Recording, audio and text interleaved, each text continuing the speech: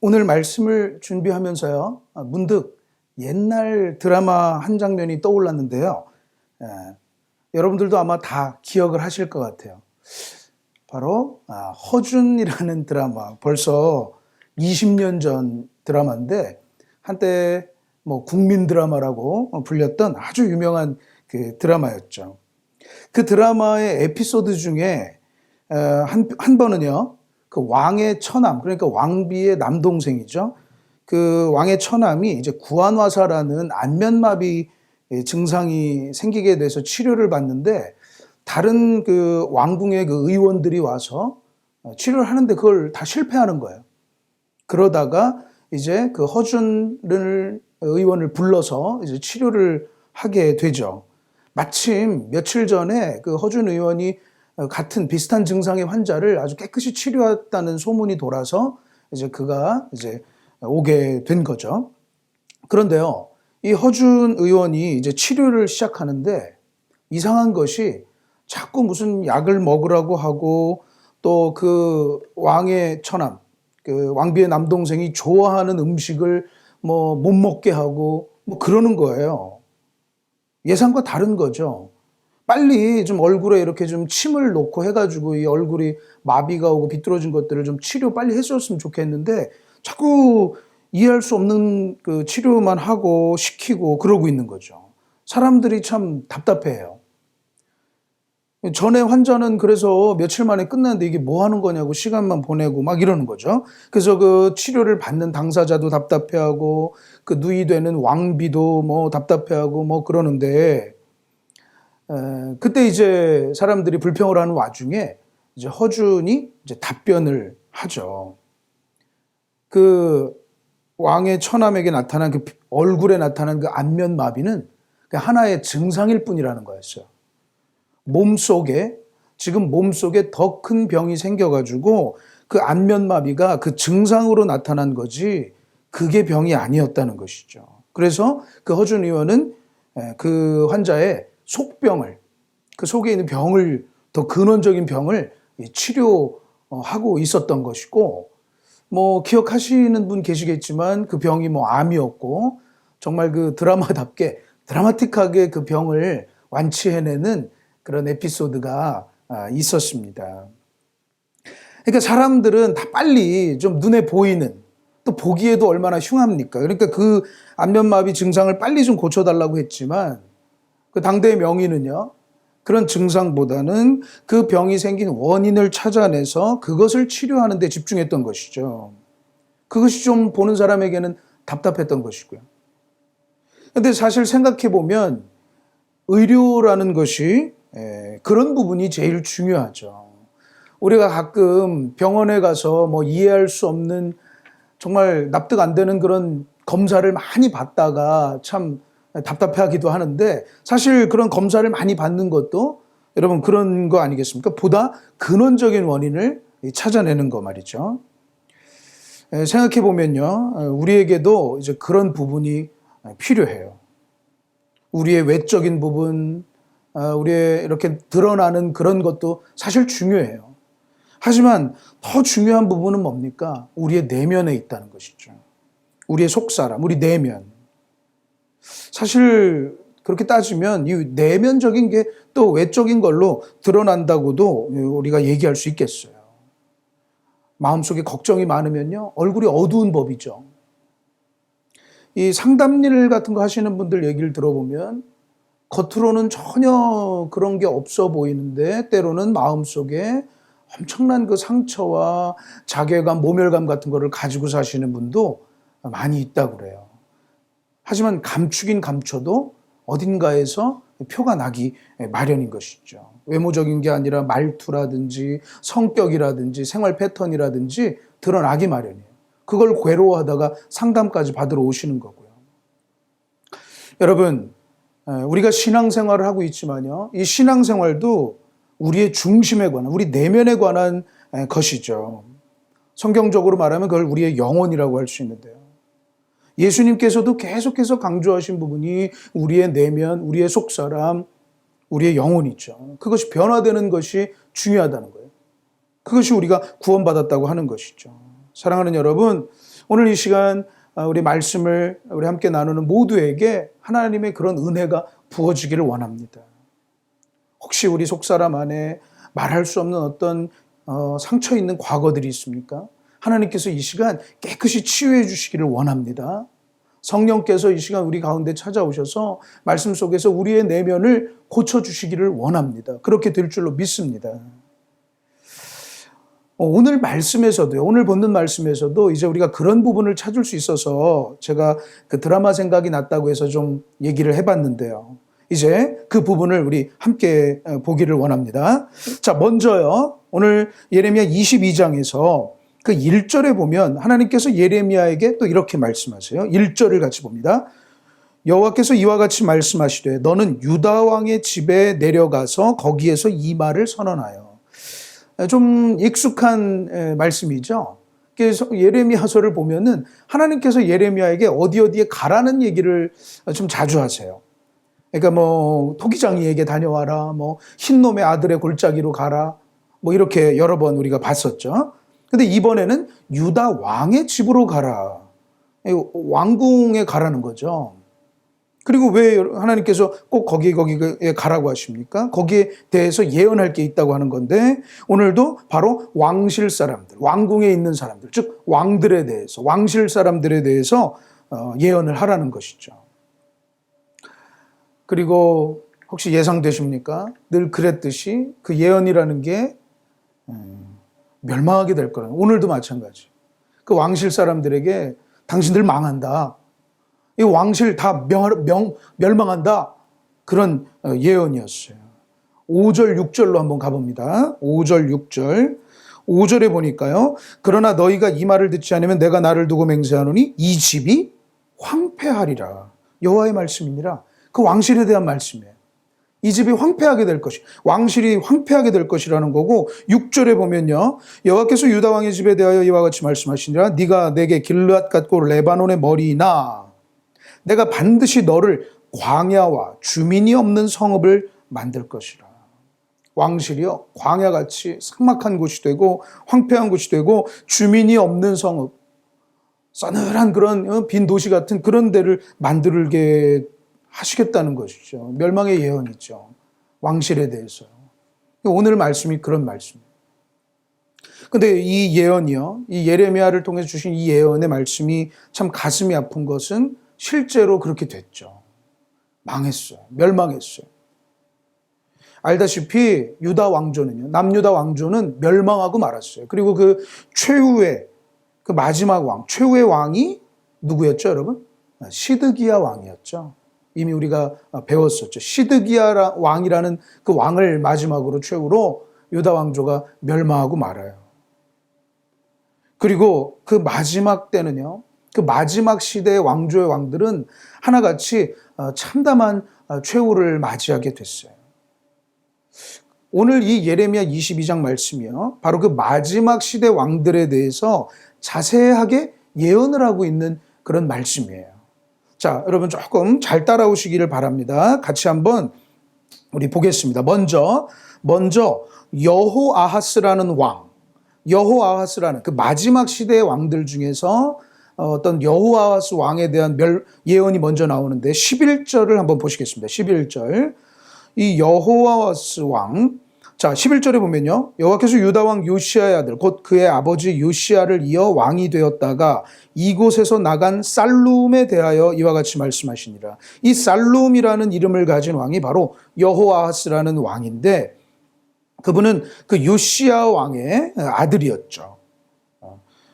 막내 아들이었는데요.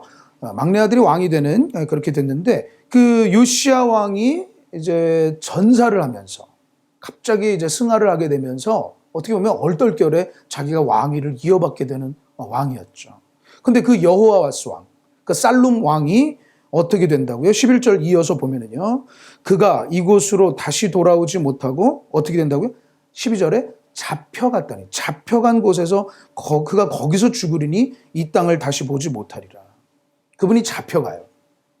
요시아의 막내 아들, 요시아 왕은 아들이 4명이 있었는데 그 막내 아들이었는데 그분이 갑자기 좀 예상치 못하게 아버지의 승하로 왕을 이어받는데, 사실 그 요시야 왕도 애굽과 전쟁을 하다가 이제 전사를 하시게 되죠. 근데 그 애굽이 결국에는 남유다를 이제 이기게 되고 그 여호아스 왕이 잡혀가게 된다는 거예요. 그리고 그곳에서 죽게 돼요. 객사를 하는 거죠. 이 왕이, 한 나라의 왕이 누군가에게 잡혀가서 거기서 죽게 된다뇨. 참담한 최후죠. 자, 계속해서 좀 이어서 볼게요. 그 다음 왕이 그 여호아스 왕, 그 살룸이라는 이름을 가진, 또 다른 이름을 가진 그 여호아스 왕이 그렇게 객사를 하게 되시고, 그 다음에 왕이 되는 게 여호야김이라는 왕이에요. 자, 여호야김에 대해서는 19절에 있습니다. 19절. 사실 우리가 지난 주일에도 이 왕에 대해서 좀 자세하게 봤었는데요. 19절에 보면 그가 끌려 예루살렘 문 밖에 던져지고 나귀같이 매장함을 당하리라. 정말 좀 더 끔찍하죠. 여호야김 왕이요. 지난주에도 우리가 좀 나눈 얘기인데, 처음에는 그 애굽의 충성, 그러니까 애굽이 여호아스 왕을 자기가 잡아가고 자기들이 세웠던 왕이었어요. 이 여호야김 왕이요. 여호아스 왕보다는, 그 살룸 왕보다는 형이었죠. 근데 그 여호야김 왕을 자기들이 세워서 이 왕은 항상 그 애굽에 조공을 바치고 뭐 그렇게 해오던 왕이었는데, 나중에는 애굽을 배신하고 당대의 또 다른 강대국이었던 바벨론이라는 나라에 충성 맹세를 하고 막 조공을 바쳐요.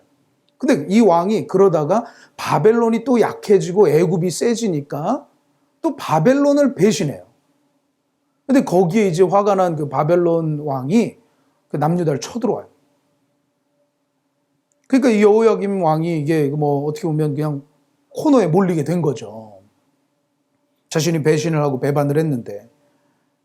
그래서 그분이 이제 그런 와중에 이제 최후를 맞이하게 되는데, 어떤 분들은 바벨론과 전쟁을 하다가 역시 전사했을 것이다, 이렇게 얘기하시는 분도 있고, 또 어떤 분들은 그런 와중에 친바벨론 세력에 의해서 뭐 이렇게 좀 암살당했을 것이다, 뭐 이렇게 얘기하시는 분도 있어요. 성경이 뭐 정확하게 나오진 않지만 여하튼 그의 최후는 19절에 보니까요, 예루살렘 문 밖에 던져졌다 그렇게 돼 있어요. 그리고 나귀같이 매장함을 당했다. 여러분, 나귀가 죽으면 어떻게 합니까? 뭐 그냥 버리는 거죠. 왕도 그렇게 됐다는 거예요. 그래서 제가 보기에는 이 암살당한 쪽이 더 설득력이 있지 않는가. 그를 싫어하는 사람들에 의해서 그냥 막 이렇게 유기되는, 시신이 유기되는 그런 참담한 최후를 맞이한 게 아닌가, 그런 생각이 좀 드는데요. 여하튼 그가 짐승처럼요.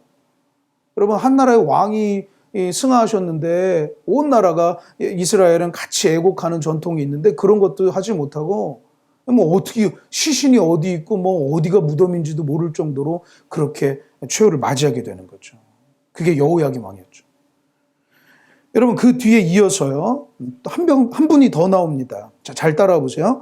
그 뒤에 그 여호야김 왕이 그렇게 좀 승하하시게 되고, 그 다음에 왕이 되는 게 그분의 아들 여호야긴이라는 왕이 이제 세워지게 되는데, 그분은 그 24절에 나와요. 그분에 관해서는 24절, 25절, 24절입니다. 여호와의 말씀이니라. 나의 삶으로 맹세하노니 유다 왕 여호야김의 아들 고니야가, 여호야긴이라는 왕은요, 고니야라는 이름이 있었어요. 아까 여호아스가 살룸이라는 이름이 있듯이 고니야라는 이름이 있었는데, 그 고니야가 나의 오른손에 인장반지를 할지라도 내가 빼어, 하나님의 그 왕이라고 할지라도 어떻게 합니까? 25절에 네 생명을 찾는 자의 손과 네가 두려워하는 자의 손, 곧 바벨론의 왕 느부갓네살의 손과 갈대아인의 손에 줄 것이라. 잡혀간다는 것이죠. 그에 의해서 그의 운명이 결정된다는 거죠. 결국 그 여호야긴 왕도요, 바벨론에 의해서 잡혀가요.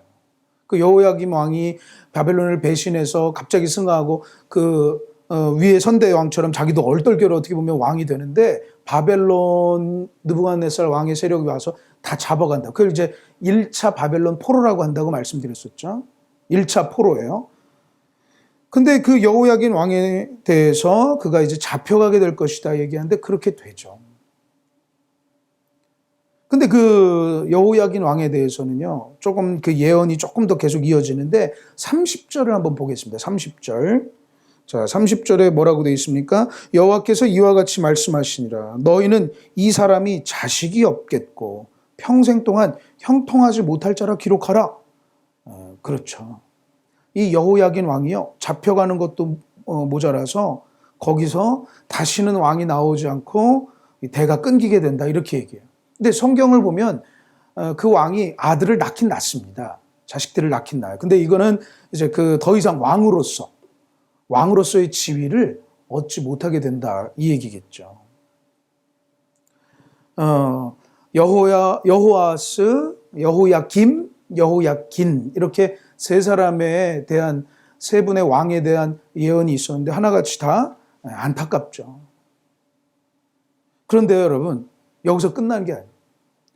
이 마지막 때, 최후의 시드기야 왕에 이르기까지 이 마지막 시대, 유다 왕조 이 후반기에 이 왕들의 어떤 참담한 그런 역사들을 우리가 좀 예언으로서 봤는데요. 사실 이것이 참 안타깝지만 이게 더 안타까운 이유가 따로 있어요. 그것이 뭐냐면 바로 그런 안타깝고 참담한 그 최후를 맞이하지 않을, 그렇게 되지 않을 기회가 있었다는 것이죠. 자, 이해되세요? 이 왕들의 왕의 그 예언을 통해서 우리가 본 역사들이 참 참담하고 안타까운데, 더 안타까운 거는 그렇게 되지 않을 기회가 있었다는 거예요.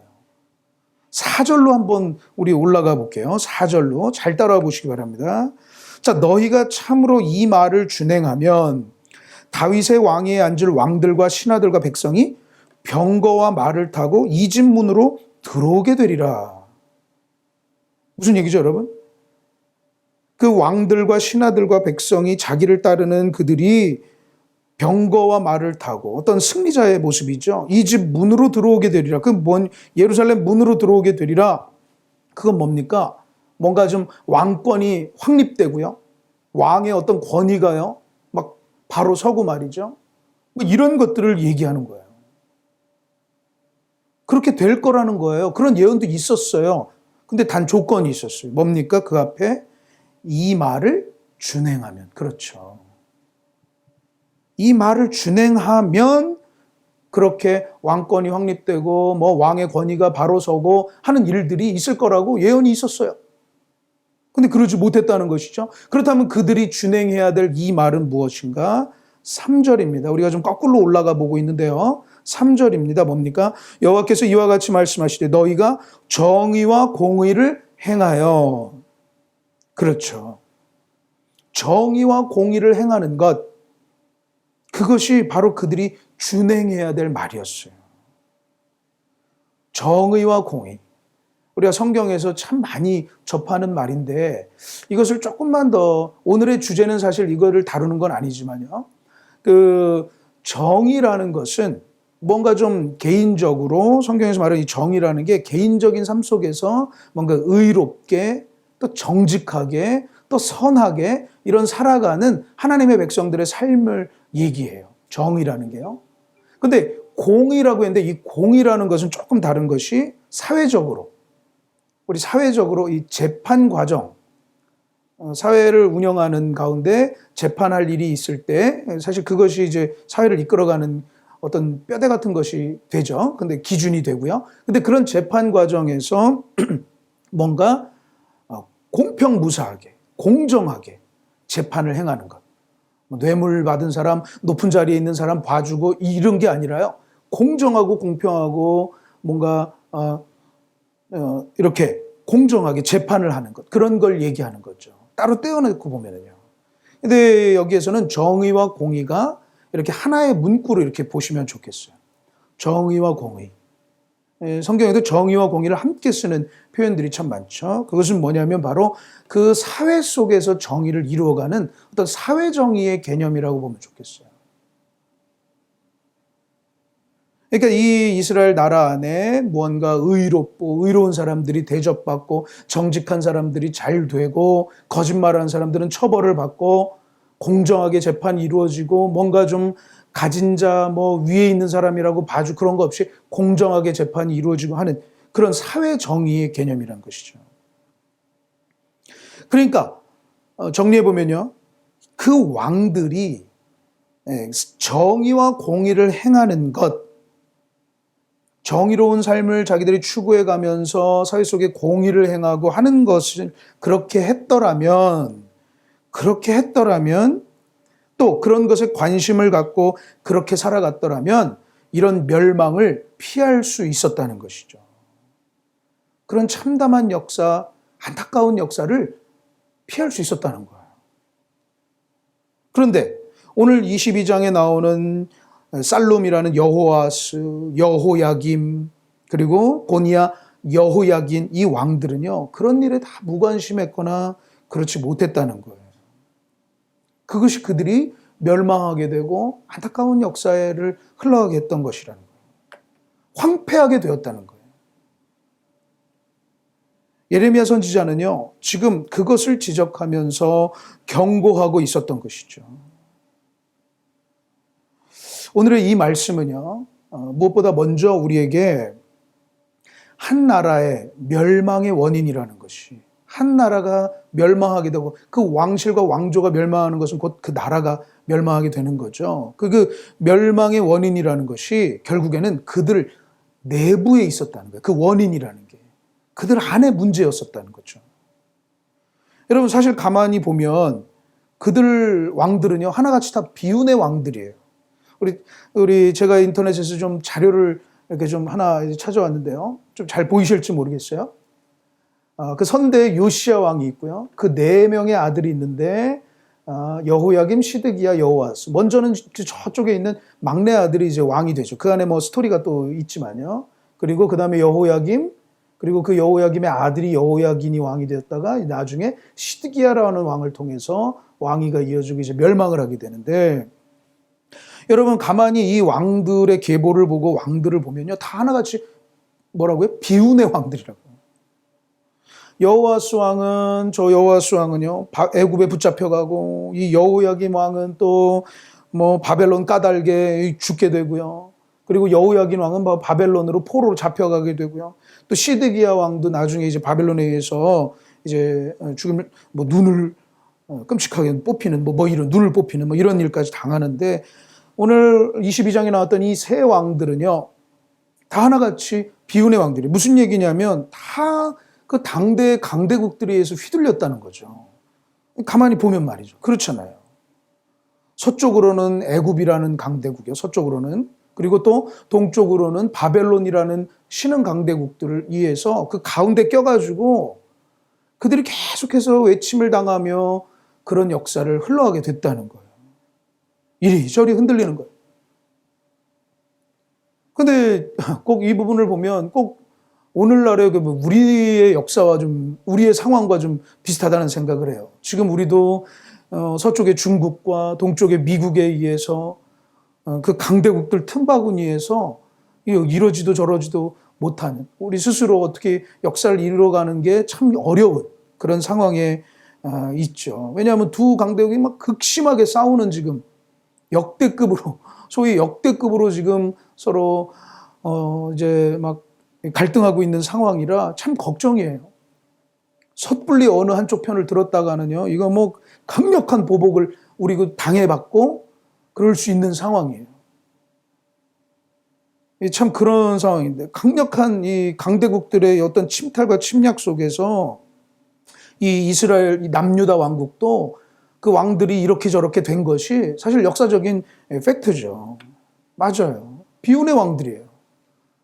하지만 선지자들은 어떻게 하고 있습니까? 아니, 하나님께서는 선지자를 통해서 뭐라고 말씀하십니까? 그들이 그런 최후를 맞이한 것은 그런 외침 때문이 아니다. 그것이 결정 요인이 아니다. 뭐라고요? 그들 내부의 문제다. 문제는 그들 안에 있다. 이렇게 지금 얘기하고 있는 것이죠. 그러니까 그들에게는 무엇보다도 그들 내부적인 문제를 먼저 해결하는 것이 더 필요했던 것이었어요. 그게 더 중요한 것이었어요. 외부의 어떤 침략이나 강대국들의 어떤 영향보다는 뭐 그것이 없었다는 게 아닙니다. 하지만 그들에게 더 중요한 것은 그들 내면의 문제, 그 내부의 문제가 있었다는 것이죠. 생각해 보면요, 상상을 해 보면요, 아마 그 계속되는 외침 때문에 아마 뭐 그 왕실 안에서도 막 골머리를 썼고 이것을 뭐 어떻게 해결해야 되느냐, 또 어디에 더 붙어야 되느냐 논의가 참 많았을 거예요. 그래서 여호야김 왕이 뭐 이리 붙었다 저리 붙었다 하기도 하고 말이죠. 근데 그들이 진정으로 봐야 했던 거는 여기가 세냐 저기가 세냐가 아니라 그들 내부의 문제였었다는 거고, 선지자는 계속 그것을 지적해 온 것이죠. 근데 그게 사실 예레미야가 배척당하기도 한 이유였을 거라는 거죠. 아니 지금 밖에서 이렇게 공격을 해서 지금 어디 지금 붙어야 되는가, 어디와 친하게 지내야지 이 위기를 타개하는가, 그게 지금 그것도 골치 아픈데 너는 왜 자꾸 와가지고 자꾸 뭐 우리 내부를 봐라 내면을 봐라 얘기하냐는 거죠. 지금 그런 거 신경 쓸 때냐는 거죠. 아마 그랬을 것 같아요. 우리는 여기서요, 진짜 긴급한 일과 중요한 일은 다르구나, 이런 것을 또 느껴요. 우리에게 참 긴급한 일이 많지만 사실 그 긴급히 해결해야 될 일보다도 더 중요한 일이 있을 수 있다는 거죠. 사실 이것이 시간 관리 개념에서 굉장히 중요한데요. 우리는 늘 긴급한 일 해결하느라고 시간을 쓰는데 그런 것들보다는 중요한 일, 보다 중요한 일에 시간을 더 쓰는 것이 참 필요하다, 이런 시간 관리 개념도 있는데요. 좀 이것은 다른 주제고요. 여하튼요, 지금 긴급한 일보다 중요한 일을 봐야 하는 것, 즉 외부의 일보다도 내부의 일을 돌아봐야 한다는 것이 중요했다는 거죠. 마치 아까 뭐 국민 드라마 뭐 한 에피소드를 얘기했듯이 안면마비의 사람들은 증상만 보고 빨리 해결해야 된다고, 이것 좀 고쳐달라고 얘기하지만 실제 병의 원인은 얼굴의 마비보다는 그 속에 있었다는 것. 그 명의는 그것을 보잖아요. 하지만 소위 정말 뭐 실력 없는 뭐 그런 의원들은 그걸 보지 못하는 거죠. 이 메시지는요, 오늘 우리에게도 사실 예수님께서도 참 여러 번 말씀하셨어요.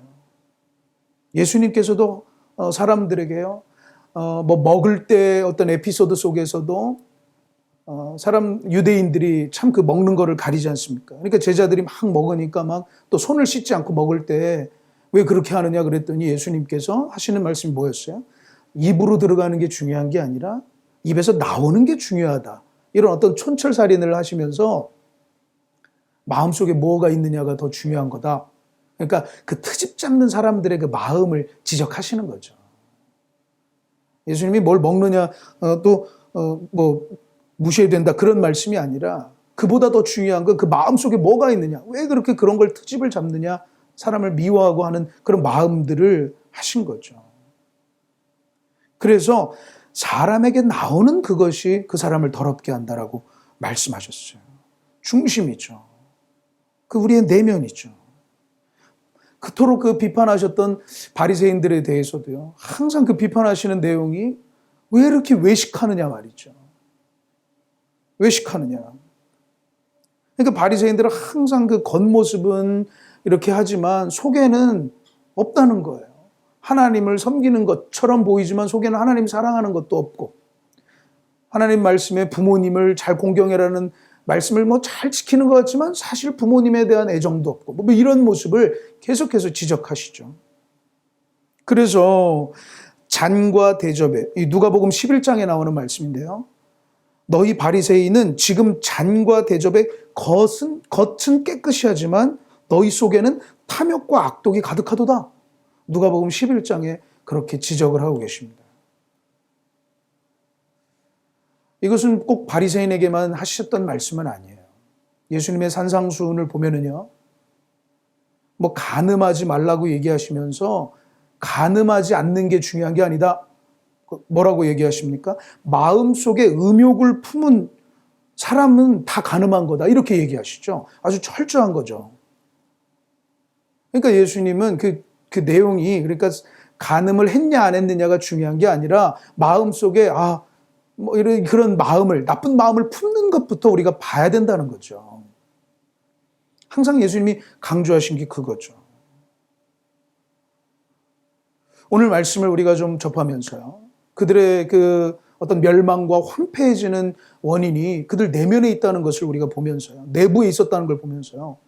오늘 말씀에 모두에 얘기했지만 우리가 겉모습도 뭐 사실 중요합니다. 깔끔하게 하고 우리의 모습을 예쁘게 가꾸고 하는 것도 중요해요. 하지만 더 중요한 것은 우리의 내면이라는 거죠. 우리 속을 점검할 수 있어야 해요. 우리의 외모에 여러 가지들을 하지만 우리 내면에 성경적으로요. 우리 영혼이 과연 무엇이 있는가? 그런 것들을 우리가 바라볼 수 있어야 돼요. 만약에 그러지 못한다면 남유다와 같은 비극적인 역사를 우리도 맛볼 수 있다는 것이죠. 우리는 가끔 어떤 문제가 생기면 꼭 외부에서 또 어떤 환경에서 그것을 찾으려고 해요. 사실 그것도 맞죠. 왜 아니겠습니까? 하지만 그럴 때일수록 우리가 우리 내부에 어떤 문제는 없는가를 돌아볼 수 있어야 된다는 거죠. 교회도 마찬가지예요. 지금 이런 여러 가지 위기 상황이 있어도 교회가 참다운 교회답게 하고 있느냐, 내부의 문제들을 일단 먼저 점검하는 것이 중요하죠. 설교 모두에도 그렇게 축복했습니다마는 혹 우리 영혼에요. 감사와 불평은 사라지고 원망과 어떤 여러분 기쁨, 슬픔과 어떤 두려움들이 가득해 있습니까? 여러분 기도하시기를 바랍니다. 성령께서 우리에게 다시 한번 성령의 은사들로 은혜들로 기쁨과 감사와 즐거움으로 우리 채워주시기를 원합니다. 그래야 우리의 외면도 사실은 그렇게 변화될 수 있죠. 우리의 유명한 말씀을 한번 보실까요? 하나님께서 이제 그 하나님의 마음이 어떤 것인가. 참 이건 이 말씀만큼 참 잘 드러나는 것이 없는 것 같은데요. 우리 사무엘상 16장의 말씀이죠. 사무엘상 16장 우리 같이 한번 읽어보겠습니다. 여호와께서 사무엘에게 이르시되 그의 용모와 키를 보지 말라. 내가 이미 그를 버렸노라. 내가 보는 것은 사람과 같지 아니하니 사람은 외모를 보거니와 나 여호와는 중심을 보느니라. 그렇죠. 하나님은 항상 중심을 보시는 하나님이세요. 우리는 우리 스스로의 내면을 점검하면서요. 저는 여기서요. 결국 우리의 내면과 우리의 영혼에는요. 결국 주의 말씀과 성령으로 채워가야 한다고 선포하기를 원합니다. 주님의 말씀과 주님의 성령으로 우리 내면에 우리 영혼을 채워가야 돼요. 여러분 다시 3절 본문으로 가보면요. 사실 이 정의와 공의를 행하여 이런 말씀에서 우리가 좀 놓치지 말아야 될 건 이 정의와 공의를 행하는 것은 사실 그 구약 성경 아니 이스라엘의 역사의 큰 주제였다는 것이고 구약 성경이 대단히 어떤 중심 주제라고 할 만한 것이었다는 거예요. 그러니까 하나님께서는 이스라엘을 세워가시면서 그 말씀을 주시는데 정의와 공의를 행하는 것에 대한 말씀을 아주 핵심적으로 주신다는 거죠. 그러니까 정의와 공의는 그것을 행하는 게 좋죠. 근데 그것에 앞서서 그 이스라엘 왕들에게는 또 이스라엘에게는 하나님의 말씀이고 뜻이었다는 거예요. 이해되십니까? 그러니까 정의와 공의를 행하는 것이 참 좋다, 중요하다. 우리가 그런 어떤 일반적인 관념이 아니라 그들에게는 그것이 하나님의 말씀이고 곧 하나님의 뜻이었다는 거예요. 그러니까 그 왕들이 거기에 관심이 없다는 것은 하나님의 말씀에 관심 없다는 얘기고 하나님의 뜻에 관심 없다는 얘기와 같다는 거예요. 실제로 여러분 14절을 보세요. 여호야김 왕에 대한 그 예언인데요. 14절에 보면은 그가 이르기를 내가 나를 위하여 큰 집과 넓은 다락방을 지으리라 하고 자기를 위하여 창문을 만들고 그것에 백향목으로 입히고 붉은 빛으로 칠하도다. 이 여호야김 왕의 시대에요. 이런 일을 했다는 거예요. 그러니까 자기 왕궁을 아마 중축했나 봐요. 마치 우리 경복궁 새로 짓듯이 말이죠. 그러니까 자기 왕궁 짓는 일에는 아주 어마어마한 투자를 했던 모양이에요. 그런 기록이 있습니다. 그런 것이었죠. 사람들을 그럼 누가 지겠어요? 다 그 백성들 짓는 거예요. 그러니까 하나님의 말씀과 하나님의 뜻 이런 거에는 관심 없고 그냥 자기 왕궁 짓고 어떻게 보면 그것이 왕권의 확립. 사실 왕궁을 그렇게 어마어마하게 짓는 것도 그 이유가 있는 거죠. 그것이 이제 자기의 왕의 권위를 상징하니까요. 그러니까 그런 것에는 관심 많았던 거죠. 그런데 하나님의 말씀과 하나님의 뜻에는 별 관심이 없었다는 거예요. 사랑하는 여러분, 하나님은요, 지금도 우리가 정의와 공의의 삶을 살아가기를 원하죠. 할렐루야. 데살로니가 말씀처럼요, 악은 어떤 모양으로도 버리라. 악은 어떤 모양으로도 버리라. 악한 사람들 도움된다고 친구할 필요 없습니다, 사실. 악은 어떤 모양으로도 버리면서 우리가 세상 속에서 소금과 빛으로 살아가는 것이, 정의와 공의의 삶을 살아가는 것이 하나님께서 원하시는 삶이에요. 근데 그게 올바른 일이어서, 맞죠? 그게 뭐 정의죠. 근데 그거보다도 그리스도인들에겐 그것이 말씀의 명령, 즉 하나님의 뜻이기 때문에 그런 것이죠. 하나님이 원하시는 바이기 때문에 그런 거예요. 그러므로 우리가 정말로 하나님의 말씀과 또 주님의 성령으로 우리를 채워갈 때 우리는 비로소 우리의 내면이 정말 하나님이 원하시는 바대로 이렇게 세워지게 될 거예요. 그리고 하나님이 원치 않으시는, 하나님의 뜻이 아닌 불평과 원망과 두려움도 저절로 사라지게 될 것입니다. 성령의 은혜는 성령의 열매를 맺게 하시거든요. 사랑하는 여러분, 그러므로 여러분들 내면을 점검하시면서 내 내면에 무엇이 있는가를 돌아보시면서 주님의 말씀과 주의 성령으로 충만해지시기를 늘 기도하시기를 원합니다. 기독교인은요, 뭐 자식을 위해서도 기도하고 뭐 자기 일을 위해서도 또 뭐 지하 명철 뭐 기도할 거 많아요. 그렇죠? 교회를 위해서도 나라를 위해서도. 근데 가장 중요한 건 성령의 충만함을 기도하는 거예요. 그래서 주님도 성령 충만을 항상 구해야 한다고 얘기하시지만요. 성령의 말씀도 성령의 충만함을 구하면서 우리가 살아가는 것이 제일 1순위입니다. 그것이 우리를 첫 계명, 하나님을 사랑하는 삶으로 인도해요. 첫 계명의 삶으로 인도하고 기도와 예배의 삶으로 인도하는 거예요. 사랑하는 여러분, 하루를 시작하실 때 항상 기도하십시오. 주님, 내 영혼을, 내 내면에 성령의 충만함으로 임하시옵소서. 성령의 충만함. 그러면 여러분, 우리 안에 있는 불평도, 원망도, 두려움도 깨끗이 사라지게 될 것입니다. 언제 사라졌는지 모르게 사라질 거예요.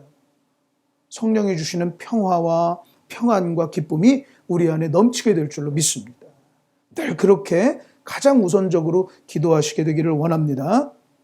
우리가 한 가지 더 보자면요. 오늘 말씀 속에서 정의와 공의를 행하는 것은 왕들의 책임이었다는 것을 우리가 놓쳐서는 안 되겠어요.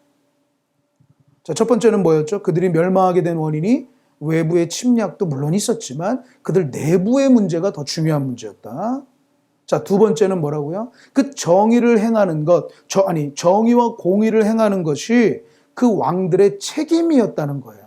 무슨 얘기냐면 이 책임이라는 말은요, 그 왕들이 반드시 해야 되는 거예요. 그러니까 뭐 하면 좋고 안 하면 뭐 아쉽고 이런 수준이 아니었다는 거예요. 정의와 공의를 행하는 것은 그 왕들이, 그 통치자들이 반드시 해야 하는 책임이었다는 것이라는 거죠. 자, 오늘 4절 말씀을 다시 보실까요? 오늘 4절을 보면서요, 눈에 들어오는 낱말이 바로 이 말을 준행하면, 그 준행하다라는 낱말이에요. 4절에요. 너희가 참으로 이 말을 준행하면, 그것이 그 위기를 극복하는 조건이었는데요. 이 준행하다라는 것은 원어적으로 보면 뭐 실천하다, 행하다, 뭐 그런 뜻이 있어요. 근데 꼭 해야 하는 것을 행하는 그런 의미를 가지고 있어요. 오늘 지금 말씀처럼 메시지처럼 책임을 다하는 뭐 이런 뜻이라는 거죠. 그래서 그 세번역 성경에서는 이 부분을 철저히 실천하면 이렇게 번역을 합니다. 철저히 실천하면. 그러니까 너희가 참으로 이 말을 철저히 실천하면 이렇게 번역을 하는데 사실 저는 좀 우리가 가진 성경, 개역 개정 성경에 이 준행하다라는 표현이 참 절묘한 번역이라고 생각을 해요. 준행하다. 따라 행하다라는 것이죠. 지켜 행하다. 뭐 이런 거죠. 그러니까 어떤 표준이 있으면 그대로 철저히 시행하는 것, 그대로 따라서 행하는 것, 그런 거예요. 그러니까 그것이 그들의 그 철저히 행하는 것, 그러니까 그들의 책임이었다는 건데 그렇게 해야 된다는 어떻게 보면 뭐 의무, 책임 뭐 이런 거였다는 것인데 사실 여러분 생각해 보면요. 정의와 공의를 행하는 것은 모든 나라 통치자들의 책임이죠. 모든 나라 통치자들의 책임이에요. 물론 이제 좀 다른 주제인 것이 그 정의와 공의의 기준이 그 나라마다 다르다는 게, 상황마다 다르다는 것이 또 중요한 또 어떤 다른 주제인데, 오늘은 그것을 다루려는 것은 아니고요. 그러니까 통치자들이, 여러분 생각해 보세요. 통치자들이 각 나라마다 정의와 공의의 기준이 있잖아요. 그것을 지켜가야지 사실 그 나라도 서고 그 통치자들이 그 나라를 유지해 갈 수 있는 거예요. 자기 왕위도 유지해 갈 수 있는 거예요. 그리고 근데 특히 이제 하나님께서 세우신 그의 말씀과 그 인도하심으로 세우신 이스라엘 나라에서는요, 하나님이 말씀하시는 정의와 공의를 행하는 것, 하나님의 말씀이 가르쳐 주시는 정의와 공의를 행하는 것이 그들에게는 책임이었다는 것이죠. 그것을 행하기를 원하시는 것이었죠. 자, 그러면 하나님께서 말씀하시는 그 정의와 공의, 사실 오늘은 그 주제는 아니어서 우리가 잠깐만 보면은요, 무엇입니까? 3절에 보면은 뭐였습니까? 3절에 그 내용도 좀 우리가 자세히 볼 수 있는데, 자, 3절 봅니다. 여호와께서 이와 같이 말씀하시되 너희가 정의와 공의를 행하여, 이렇게 돼 있죠. 그 다음 뭐라고 됩니까? 첫 번째는 탈취당한 자를 압박하는 자의 손에서 건지고, 그렇죠. 그 다음 두 번째는 뭡니까? 이방인과 고아와 과부를 압제하거나 학대하지 말고, 그렇죠. 그리고 마지막 세 번째는 이곳에서 무죄한 피를 흘리지 마라, 그렇게 돼 있죠.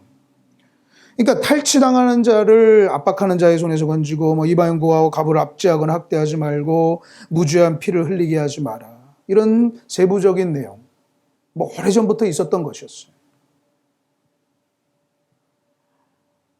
그러니까 하나님께, 성경이 말하는 이 정의와 공의가 무엇인가, 이스라엘에게 주신 고유한 정의와 공의의 개념들은 우리가 좀 다른 주제여서 다음 시간에 좀 다루기로 하겠지만요, 우리가 좀 정리해 보면은요, 결국 하나님의 특징은 어떤 사회적인 약자를 보호하는 것에 있어요. 그러니까 공정하게 빵을 주더라도 하나님의 정의와 공의의 관점에서는 배고픈 자들에게 빵을 하나 더 주는 것. 여러분, 공정이라는 것이 빵이 10개 있으면 10명에게 하나씩 나눠주고, 그게 사실 문자적인 공정이고 공평이죠. 하지만 하나님의 정의와 공의에서는 그렇지 않아요.